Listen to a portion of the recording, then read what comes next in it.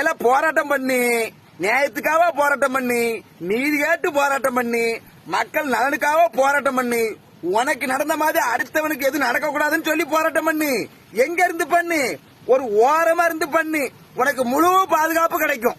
நீ அதை விட்டுட்டு நடுரோட்டுக்கு வந்தன்னா காவல்துறை உன் கவட்டையிலேயே முதிக்கும், உன் மூஞ்சையே உடைக்கும்.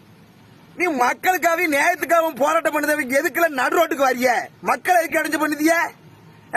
அவனுக்கு 1000 வேலை சொல்லி இருக்கும். வேலைக்கு போவான், அண்ணனுக்கு வேலை பார்த்தா தான் கஞ்சி அவனுக்கு.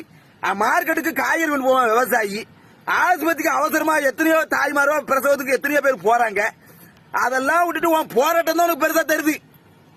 நீ ஒரு ஓரமா ரோட்டை விட்டு ஒரு ஓரமா இருந்தனா காவல்துறை கோழி குஞ்சா பாதுகாக்க மாதிரி ஒன்ன பாதுகாக்க அப்படியே பொத்தி பாதுகாப்பாங்க. அது உண்ணாவிரதம் இருக்க பாரு, அது உண்ணாவிரதம். நீ சாவு வரைக்கும் உண்ணாவிரதம் இருக்கவே ஒரு ஓரமா இருந்து உண்ணாவிரதம் இருந்தனா நீ சாவுத வரைக்கும் முழு பாதுகாப்பு கொடுப்பாங்க.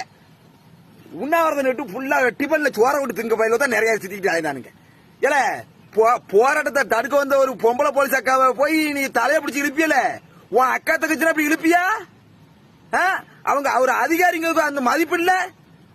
அந்த அக்கா ஏதோ பிரச்சனைக்கு தலைய பிடிச்சி இழுத்த பிறகும் பொறுமையா இருந்து பேசுறாங்க. அந்த போலீஸ் அக்கா பெரிய அதிகாரி.